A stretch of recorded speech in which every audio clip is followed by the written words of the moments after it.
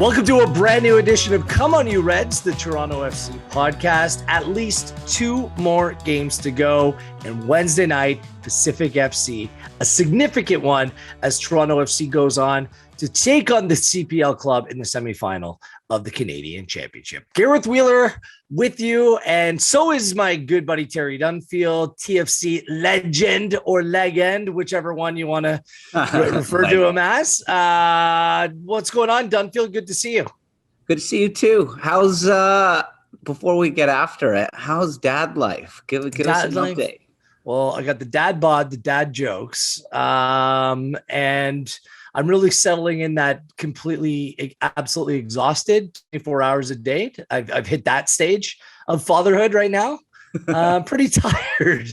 Not gonna joke to you. Not gonna lie to you. So I'm just gonna throw out some topics, and then you can take it with you today. How's that? That's a nice heads up. So you're in zombie land right now. Zombie land. I'm like Bill Murray in zombie land. Hopefully, last a little bit longer than Bill Murray. But yeah.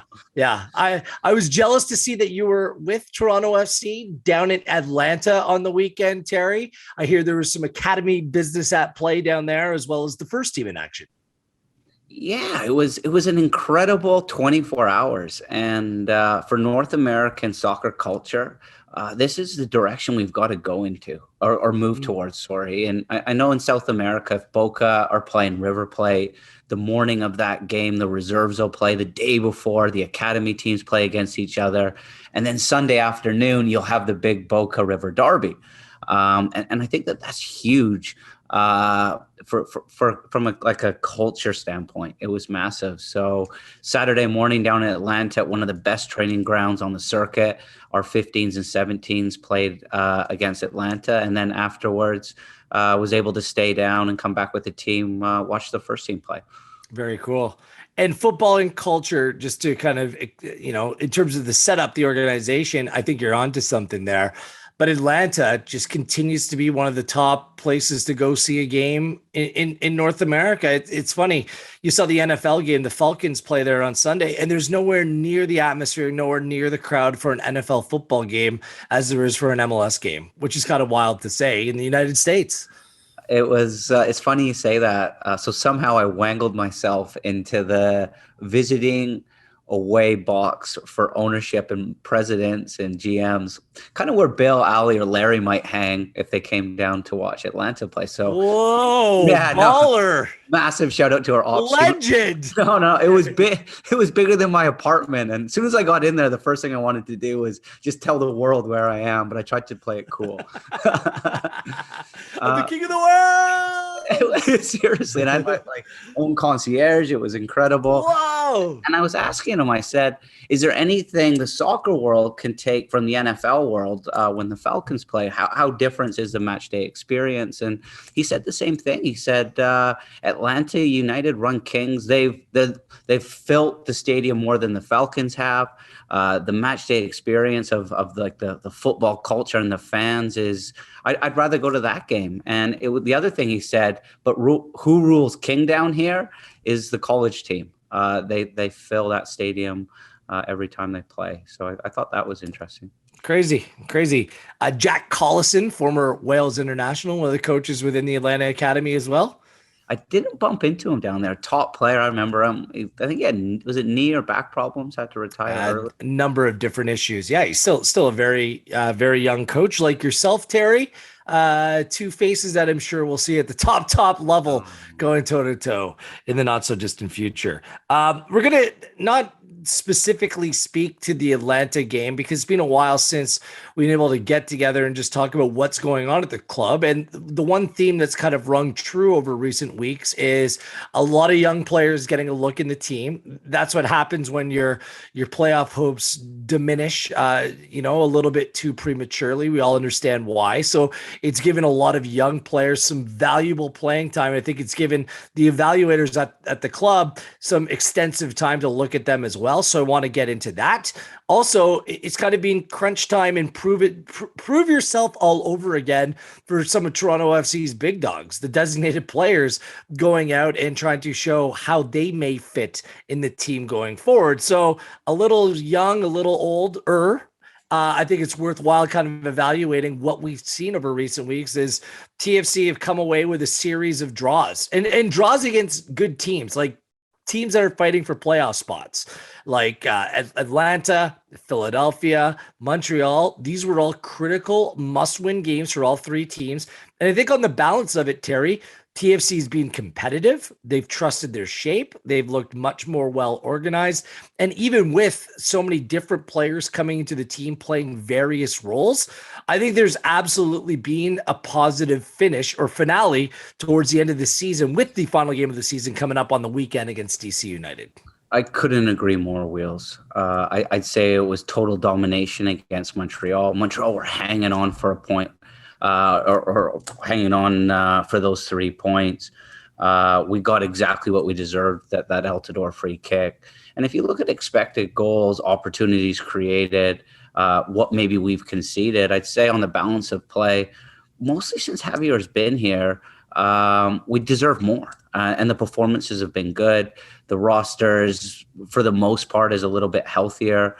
And I think the players are just happy. I think the mood around the camp is great. I think there's clarity in their roles and our game motto, which we just lost at the start of the year.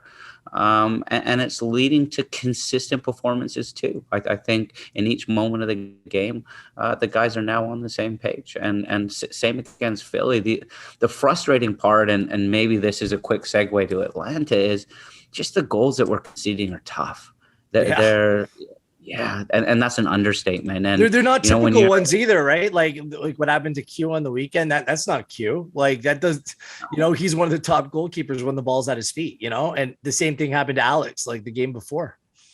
Yeah, and when you're in a tough year, that could easily you could put the flag up in the air, and that could turn to 4 or 5 real quick. And it's a resilient group, and they maybe haven't gotten what they deserve, but they haven't kind of thrown the towel in. They've kept going, and performances have been solid.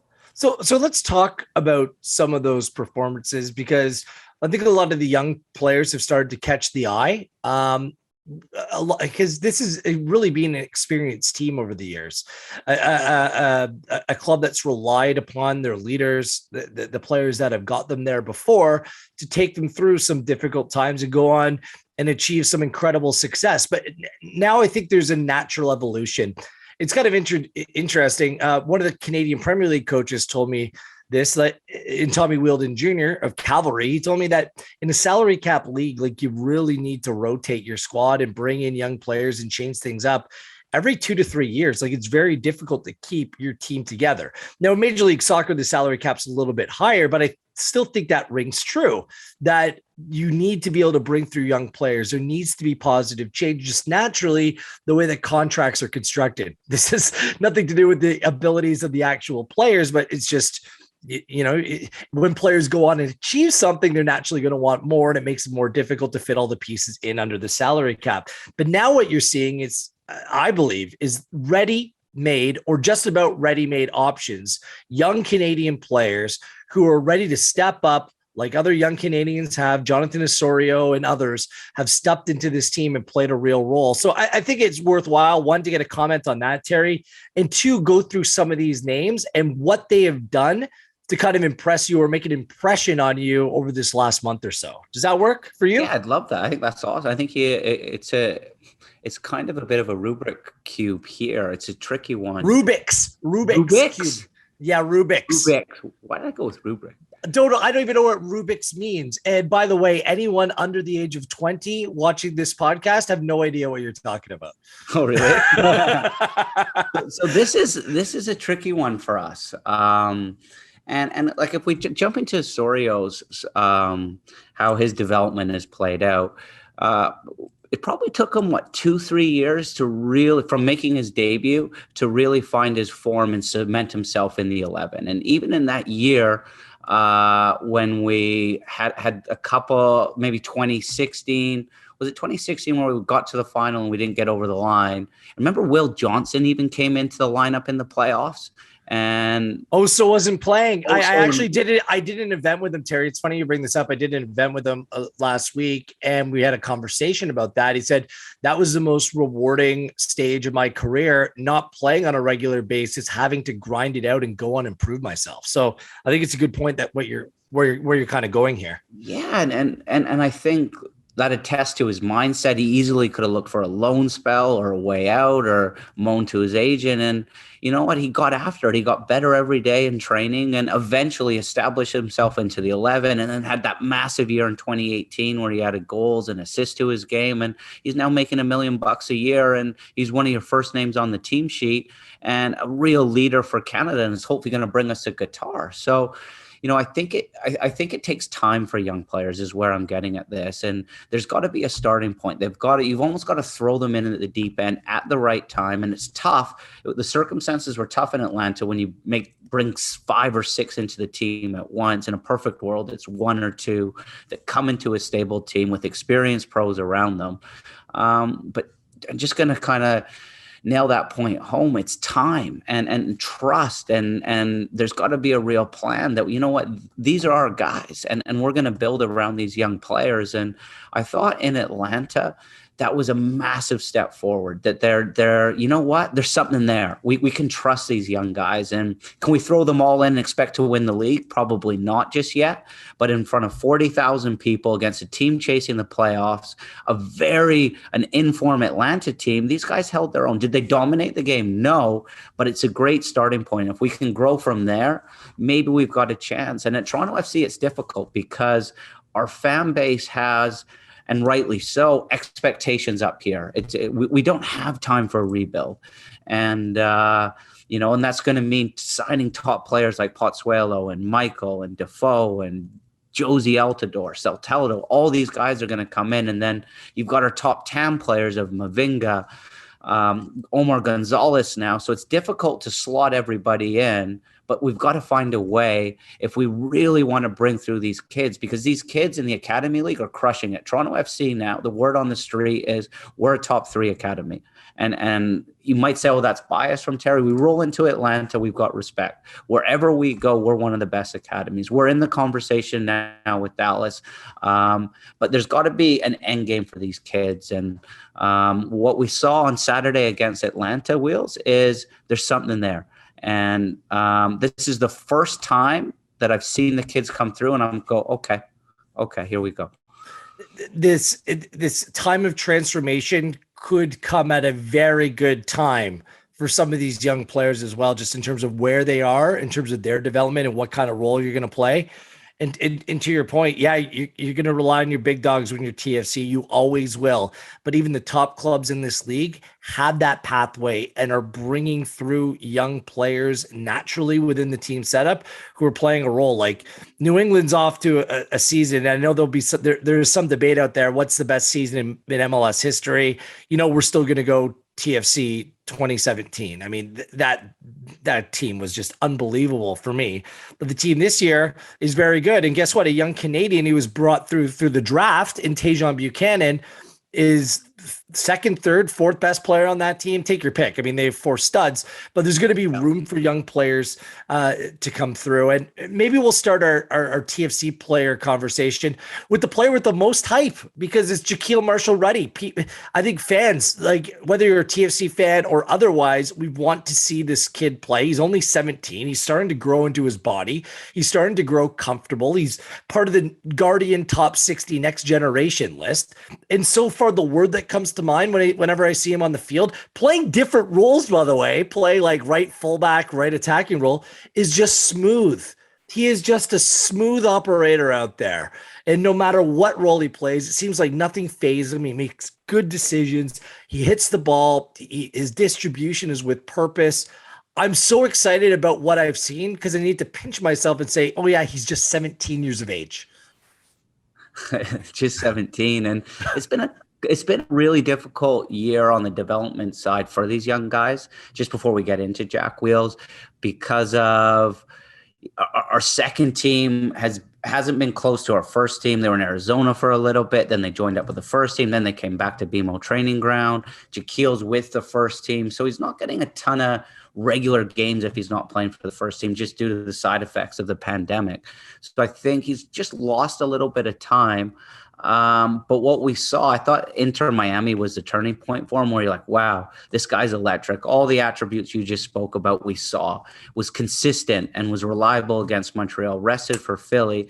And I thought against Atlanta, it was a tough game. He probably didn't play his best position as a wing back. And as you said, we saw some versatility in his game. It was tough against Biello. George Biel, the fullback that was bombing forward. Jack was never going to beat him for pace.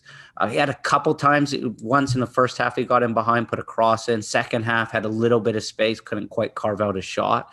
But I would say he was solid.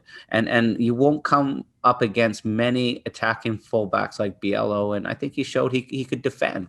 And that you can trust him in that role. And again, it's just more minutes, more experience for Jaquil. But of the guys that played on the weekend, I thought his role or his task against George Bello was going to be difficult. But I thought he did okay. He told me in our touchline talk, if you haven't seen that or listened to that podcast, go back, have a listen. Very cool to hear a young player speak about his experiences and where he's at. But he prefers to be further up the field. But when you look at it, the way that wide players are playing today, I referenced Alphonso Davies, Tejan Buchanan, Richie Larea. Like they can play up and down the field in a bunch of different roles in a bunch of different ways. And I think that as a young player, this is a good experience for him to kind of just have a little bit more of a framework, playing with the game in front of him a little bit more. I think that actually plays to his strengths. So we'll see what that means, but certainly a player he's being run through the gamut here. And it's good to see that he's being eased into the team. And now he's starting to have a little bit more leash in terms of the way that he plays and how much he plays. For sure. And I think you'll see more of Jack when we've got more of the ball too. At times we've been defending a fair bit against a real good Atlanta side. But he, got some minutes and worked on that part of his game. One thing, just before we get into the other players, just quickly bring up, I just want to talk about Josie Altidore for a second. So it was super cool. Got to kind of hang just outside the changing room a little bit after, and I saw Josie come onto the field right after and grab all the young guys. The mentorship piece for our senior pros is so key. And I really think I saw it mainly from Josie, but how he helped these young guys through the game, the confidence he gave them after, and said, you know what, guys, you went out and crushed it. You're the future here. I thought that was so cool, man. Well, some of the leadership team wasn't in Atlanta. Michael stayed back. Osorio stayed back. So it's a good role, and the players look up to Josie. Absolutely. Let's swing it back and forth. Let's go young, let's go experience. Let's talk about Josie Altidore here. He's come back into the team. He started to build his fitness back up to a proper level. It's been difficult with injuries again this season, coming off of surgery. I think he's had to be a little bit patient in terms of himself getting back in the team. But look, massive goal against Montreal after he was knocking on the door like 4 or 5 times, ends up winning it on the final touch of the game, drawing the foul that led to the free kick as well. Scores a typical Altidore Fox in the box goal against Philadelphia as well. That's got to be a shot in the arm, not only for the club, but for the player, right? Like he wants to be on the field playing just all this extended time away because he hasn't been fit, Terry. It's frustrating for a player, especially a player like him, who's had to miss so much through injury over recent seasons. Yeah, it's a tricky one getting in Josie's head, I'd imagine. But I'd probably say he's gutted the season's going to run out here, that it's almost over. And we still have the big Pacific game and hopefully a final against Montreal. But I think he's enjoying his football. I think his body's allowing him to do it right now. And you're seeing consistent, complete performances, and he's chipping in with goals. He's working hard off the ball. We spoke about him taking that Kyle Lowry kind of mentorship role with the young players and really thriving in that. And, he's a massive personality. And, when that's all going in the right way, man, he's can be impactful both on and off the field. And I'm so happy he got his goals as well. His finishing is undeniable. One of the top finishers in all of Major League Soccer. The threat he possesses as well. The 2-2 or the second goal against Philadelphia Union, Schaffelberg playing it across. It was an own goal, but Josie was there, made a perfect back post run, and the attention that he draws from defenders. It's so much different than playing a false nine. This is why I don't really subscribe to it, because if you have that presence of an Altidore up top, I mean, just as a defensive player, it just occupies you. You know that you're not in for an easy afternoon, and I think he's come in and he's played a defined role much better here to end the season to what we saw at the beginning of the year. I love the word you use, Wheels, presence. Me? So we use an acronym in the academy with talent identification, CRISP, and the P is presence when we're looking for players, and presence on and off the pitch is a big one. Yeah. So let's bounce back to the young kids. I also had Jacob Schaffelberg on a touchline talk. What's really cool to me is on the field, yeah, he's flourishing. Gets his first Canada call up. I haven't sat down and had a chat with Jacob since before the pandemic hit, right? And he's maturing. He's come out of his shell. Like, it's really kind of cool to see his personality just come out the way that it has. And his performances have been top notch on the field and deserve it of that Canada call. What have you seen over recent weeks from Schaffelberg? Do you ever play video games? Not as much as I would like. I would love to have more time to just sit down and game out. Game out. So do you ever play Street Fighter or Mortal Kombat? Yeah. I was never a big vid guy, but do you remember when you learned? Finish him. Do you remember when you learned? Yeah, so here's where I'm going with that. I don't know whether this analogy is a bit of a stretch, but do you remember when you learn one of those moves to finish him, or Hayukin or something like that? Yeah. And then you're now like, I got this, and then you bring it out all the time. I think during this year, Schaff learned his Hayukin, and his Hayukin's running him behind. And then with his Hayukin, even though I'm going to blend Mortal Kombat and Street Fighter together here, he's now got his finish him with this final product. And if he can hone in on those skills, he can have a career. And if it just, the timing and the detail of it just keeps getting better and better, how much he adds to the game, the value is just going to keep increasing. And I think he's just in a great spot right now. Another good wide Canadian player. What's with Canada and wide players? Like when we were growing up, it was all central midfielders, center backs. No, another guy. The thing is, Terry, like this is what Greg Vanney saw. And, you know, this is what people within the club saw, why there was so much patience and excitement around him potentially coming on as a homegrown player, because other than Schaffelberg, I can't really think of another player that plays the same way that he does in this Toronto FC team. Just a player that can bring that pace, that physical presence, provides a little bit more directness in behind the back line. And now that his service, like the game's almost started to slow down for him a little bit. He's playing the right ball. He's making the right decisions to go along with all that.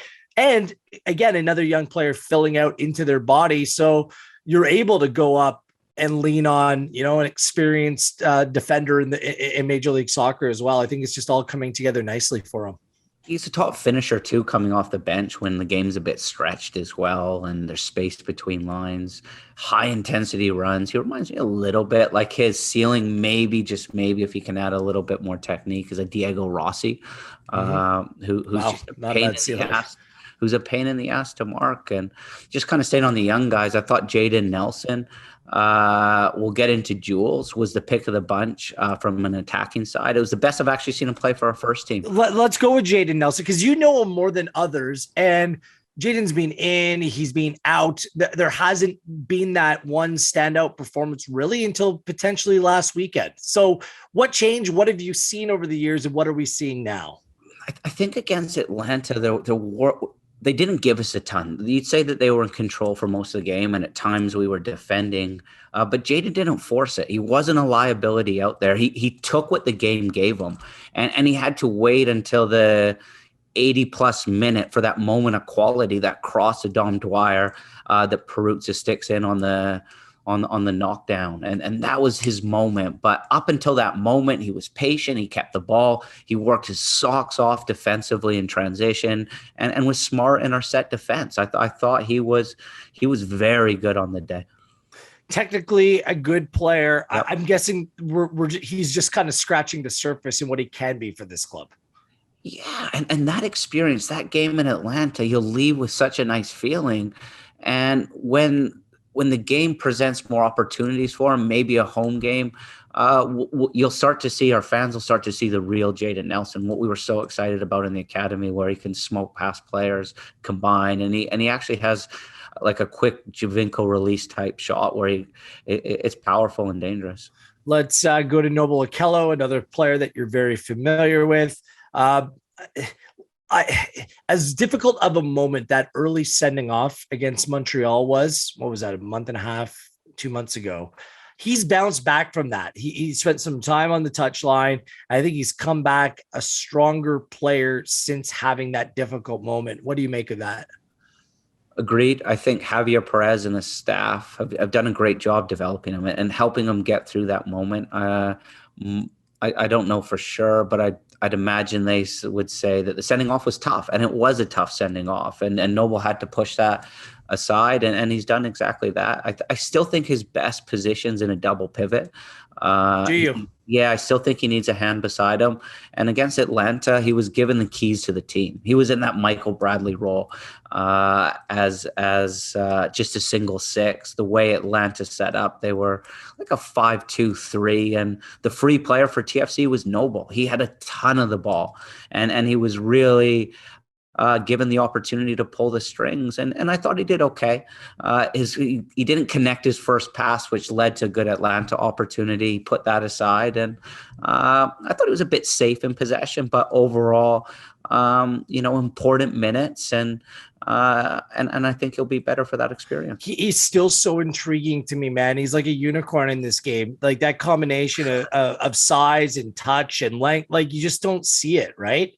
And yeah, you're just waiting for it. You just feel like it's just all going to click at one point. It's just going to be this monster in the middle of the park. And I think we're moving closer to that moment. Absolutely. But yeah, I think he still just needs to learn how to just expand himself, just how to fully utilize that God-given body, which is just an absolute weapon in itself. He's a smart player. His technique's good. There's not many holes in his game, and I think your analysis was top there, Wheels. And as soon as that penny drops, I think, man, he could be special. He could be very special. You know, if I'm a European club, or if I'm always calling TFC about Noble Okello, because someone, hey, easy. We want to keep him. I totally get that, but there's going to be some coaches out there that will be like, yeah, give me that player, then you'll see it, right? It's just when that time is going to come. It's going to be exciting to watch. And we're seeing it in moments now, and we're seeing it in more and more moments, but it's just putting that complete 90+ stoppage time game together where he is in complete control of every moment. We might as well turn to the goal scorer on the weekend. Peruzza gets his first for Toronto FC. You could see what it meant for him, a local homegrown player, yet another one going on and scoring for Toronto FC. Such a special moment. You know him better than I do, but he's a confident player. He believes in his ability. And for him to go on and score at a place like that, that's a big moment for the kid. I haven't spent a ton of time on the pitch with him. I had tons of conversations around the training ground with him. I wouldn't say I know him inside and out. The biggest thing that whenever I get to hang with Peruzza is that I take away is just how hungry he is to be a pro and to be the best pro he can be. And when he came off the bench, of all the young guys, he was the one that was going to have no regrets. He was going all out, and he was trying so hard to get involved. He was dropping deep between the lines. He's running in behind. He's pressing. He's doing everything to make an impression. And it's so cool that he got his goal, and he was just bursting. He'd still be celebrating now at Mercedes-Benz Stadium if he could. It was so special to see. Has he earned himself a bigger role in the team? Like that number 9 position, so difficult to come in and establish yourself as a young player. Like even look at what's going on at Whitecaps right now. Brian White's on fire, but this player was traded for essentially a bag of chips by the Red Bulls, right? A team that is bringing in lots of good players. Then he goes on to flourish. So for young attacking players, it's not like young defenders or young midfielders. It's completely different. And you almost have to be a little bit more patient or find your opportunity and simply just start scoring goals so your manager won't take you out of the team. It's a high pressure situation. And you're at Toronto FC, where it's a smorgasbord of DPs in your position. Like it is tough. And I like the Brian White comparison. I think that's a good one. Wando comes to mind. It took him 3 years. He was playing in the reserves, couldn't get a game. And I believe he scored his 170th goal on the weekend. It's incredible. And all Peruzza can do is get after what he can affect. And if it's 10 minutes here and there and he keeps scoring, he keeps being a nuisance and he keeps, manager keeps going, wow, you know what? I'm going to have to give this guy maybe 15 minutes and then 20 minutes. And, maybe this off season, we've got to find a loan spell for him to go try it at the next level and keep him playing. But anytime a question's asked, he's coming through. He crushed it with TFC2 as well, filled the net. He's tracking in the right direction. And remember, the injuries to Toronto FC this year forced Peruzza to come back off loan from San Antonio. So good to see him at least finish the season strong as well. Just a couple more names, and we need to turn our attention to the Canadian Championship. Julian Dunn playing for TFC for the first time since 2018. Spent time impressed at Valor. Was one of the top defenders in all the Canadian Premier League last year, and finally gets back onto the field for Toronto FC in the first team. What a story this one is. And I hate to bring it up. The last time I believe Jules played for us, it was that tough game away in Houston when our schedule was gnarly. Greg made wholesale changes, and it was a tough day at the office. Played in a back three, same as against Atlanta United. As you said, crushed it at Valor, was one of the top center backs in the league, comes back to TFC, and there's been a lot of changes. And at center back, he just hasn't been able to get minutes or a game. But every time I've been lucky enough to watch the first team train, man, he's been dialed in. He's been on it. He's been very good in training. And what that does for you is it gives you a nice confidence going into a game, knowing that your game's solid when that opportunity presents itself. And the opportunity presented itself again with mass changes, again playing in a back three, again playing against a front three of Atlanta that included Martinez, Barco, Orejo, Lennon, and Bello bombing forward. So the circumstances are tough. 40,000 people, a team chasing the playoffs, a different back three. Noble's your screen, who's not normally there. Okay, what do you got, Jules? And the biggest compliment I could give him is I didn't really notice Jules out there. He just took care of business. He didn't stand out, kept the ball, defended well, defended overloads well. He was solid. Lawrence comes in, Omar comes out. We mess with the back three. That didn't affect him. Man, I'm so happy for him. Good reminder to the club for him in an off season, which could bring about a great deal of change, that there's another center back option in the team. Luke Singh, patient, didn't make the field as well, but 6 Canadians playing down in Atlanta. Good stuff from the Canadian contingent on Toronto FC on the weekend. One other player I wanted to deal with before moving on, Alejandro Pozuelo. Finally, it's been a little bit of a write-off season for Pozuelo due to health and fitness issues. Are you seeing glimpses of what we saw before from Pozuelo? He set such a high standard a season ago, winning the MVP of this league. I know you said that Altidore would love just the season to continue. I just kind of feel that Pozuelo would love to shut things down and start fresh in 2022. Yeah, I agree. I was talking with Erica, our producer, just before we got going this morning, and she was like, Halloween is come and gone. Where did Halloween go? And all of a sudden she's like seeing pictures of Halloween parties, and Erica's like, I'm sat at home just doing nothing. Man, I missed the boat here. And I think that's kind of maybe Pozuelo's season. Like, it's come, it's gone. Let's just put it behind us. It's for numerous reasons. It hasn't played out that you could probably mitigate some of the performances. I think for Pause, it's just a really good offseason. Come back flying into preseason and go and be the best player in the league. My only comment on that is whatever the team looks like next year, that role needs to be defined. It needs to be clear, and it needs to be able to play to both the team and the player's strength for it to work at its best. Even Vanny had times down the right, through the middle. He was being moved all over the place. Just like to see that situation settled a little bit for the betterment of the team moving forward. And we'll see what that looks like.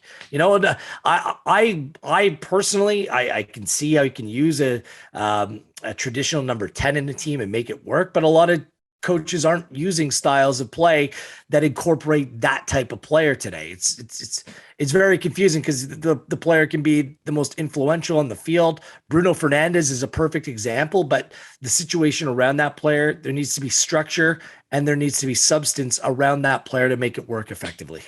Yeah, that's a great point, man. I think Azella Ryan, Higuain when he was in Columbus, Barco for Atlanta. There's not really an in between, and I love what you're saying. If that role is really defined, I think that helps get the best out of Pozuelo. Let's talk Canadian Championship. I'm going to be in studio for One Soccer. You can watch it there if you don't go down to BMO Field. But why wouldn't you go down to BMO Field on Wednesday night? The weather's still decent, and it's a big cup tie. And for the first time, Toronto FC taking on a Canadian Premier League side from the West Coast in Pacific FC. A couple buddies of yours, Rob Friend, Josh Simpson, they're involved in the ownership group there, former Canadian national team players. And an exciting young team that's going to test TFC in a much different way than York United did a few weeks ago, where York is being mid-table, just maybe knocking on the door to the top four of the league throughout the season. Pacific being the front runners. They've scored more goals than anyone else, and it's going to be a different type of challenge at BMO on Wednesday night. And TFC are going to come in well rested. Aro, Larea, Bradley, Osorio, a number of players not making the trip, a number of players like Altidore, Pozuelo only playing 45 minutes, Gonzalez as well, Mavinga not making the trip, Markey just coming on as a substitute as well. So is that the ultimate sign of respect to the Canadian Premier League side, Terry, or is it really a good spot to rest some players with eyes on what will be your biggest game of the season coming up on Wednesday? I'd say it's the latter. I'd say internally for the last 2-3 weeks since we were out of the playoff equation, this has been the priority. And I think there's a little bit of respect to Pacific, but I think it just shows how much Toronto FC care about winning the Canadian Championships, playing Champions League football. And just to tee the game up a little bit, I agree with you. I think for York United coming to BMO Field, it was, let's enjoy this day out. You know what? In a monsoon, by the way. In a monsoon. Let's enjoy this opportunity. If we get something out of it, great. But our priority is trying to get into that top four, and they're achieving it right now. Whereas Pacific will come here, they want to win the competition. They absolutely stuffed Vancouver on the island. And you know what? They'll come here. There's some former TFC Academy players on the side, Manny Aparicio, that will want blood. They'll want to say, you know what, we can go here, we can compete with TFC, and if we get it right, we're playing in a cup final. They had a tough result, which on the weekend, but man, it's going to be a proper cup tie. Yeah. It's about trying to achieve something as a team for a Canadian Premier League side, but also for the players to show that they belong as well. These aren't just former, TFC Academy players. There's a number of Whitecaps Academy players as well, and young Canadian players. And that's what that league is there for, to provide a stepping stone for a lot of these younger players to try to go on and play at a higher level. And whether it's a Marco Bustos, who's a little bit, deeper into his career, or a Caden Chung, a former under-20 Canada right back. Like, there's some real talent in this team. So I do think that we will see a different game than what we saw against York United. A team that will be much more intent on attacking Toronto FC. Now, looking at the talent that's going to be available for TFC, I can't see Pacific raising too many questions. If Toronto FC play their game, if the players do their jobs and they execute the way that they have been in recent weeks, there shouldn't be any reason for concern. But that's not disrespecting Pacific, because I do think that they will provide a much more difficult challenge for TFC than what York United did a few weeks back. Yeah, for sure. I'd say too, TFC's mindset is very different to the Whitecaps. The Whitecaps, when they played them in the last round, they'd been undefeated for 9 in MLS. Their focus was getting into the playoffs a little bit. And that ended up being, when Pacific stuffed the Whitecaps, that was the end of Mark DeSantos. And I think TFC come into this in the right place. And, I think for top performers in CPL, there'll always be this question mark for the next couple of years. Can they make the jump to MLS? How good is the CPL? And I think that playing against MLS clubs is a nice benchmark for the players that you spoke about. Bustos didn't get the opportunity to play against the Whitecaps. He's injured. He's arguably the best player in CPL. He'll be raring to go on Wednesday night. So yeah, no, I think, if I'm playing in the CPL, I'm crushing it. You always, as a player, if I put my player hat on, you always want what's next, and then at least an opportunity to say, you know what, I can step up to the next level after I've proved myself here. Well, let's see what you can do on Wednesday night. They play a 4-3-3, which will match up well against TFC. Their attacking players are decent. Like Diaz, a good finisher up top. They have another one of their finishers, Campbell, who's suspended. Where the big gap between TFC and York United was for me, Terry, was in central midfield. When he can roll out Bradley, Osorio, Delgado, they're a handful. There's some experience in there. TFC fans will remember Jamar Dixon played for Ottawa Fury of USL against TFC in Voyageurs Cup action. Very young and up-and-coming player, good player. Hujab Rapport is a holding midfielder. But TFC's central midfield is so established. They tick over so nicely. There's balance there that's where the game could very well be decided for me. Yeah, I'd say if TFC get into a rhythm and have control of the game, I'd say TFC could really move Pacific around, and it'll be interesting to see how well they can protect their goal. Probably the red flag, or what we need to watch out for, is Pacific's press. It's a nasty press. They're all in and on their press. If TFC can beat the press, all of a sudden you're at their back line pretty quick. They were successful with that against Vancouver. It'll be difficult for them to compress TFC's quality. Yeah. And maybe they got away with it in that tiny packed stadium in Langford on the turf when Vancouver didn't fancy it. But it'll be tough. It'll be interesting to see whether they stick to their identity and come out 100 miles an hour, or respect TFC and maybe sit a little bit deeper and look to counter. Yeah, their left-sided player, Josh Hurd, was a man on the mission. Another player drafted into Major League Soccer against the Vancouver Whitecaps. We did see Montreal survive against Forge, goalless through 90. They won 11 penalty takers each. It was decided by goalkeepers last week. It was wild, but let's be honest, that was a second or third team played by Montreal. It was Sammy Piette, Zachary Broguillard, and a bunch of kids playing as they were prioritizing Major League Soccer action, and it came back to bite them on the weekend almost. Well, I guess they advanced anyways, but they lost to the Red Bulls on the weekend, and they're going to be fighting tooth and nail for a playoff spot, all because Josie Altidore and TFC took away 2 points from them. So that's how tight things are. But this will be a full-strength TFC side, and look, potentially, if you get past Pacific, a chance for redemption. TFC lost in the 2019 final against then Montreal Impact, CF Montreal, in penalties then. But that was a 2-legged tie. The 1-game Canadian Championship final, I'm guessing that would be played after the international window. No one's told me anything, but I'm assuming, because after this weekend, we're an international duty, then a cup final to look forward to, right? So that's kind of what the next couple weeks look like. Wednesday Pacific, final game of the regular season in MLS against DC United, where you just want to stuff them after that 7-1 smashing that they delivered to us earlier in the year. And then, go on and prepare for a cup final to wrap things up. Nice run in. Some big qualifiers coming up too. But I don't want to get into that next week. I don't want to get too far ahead of ourselves here, Wheels, and jinx any final. But I believe it's a coin toss to see who hosts. Yeah.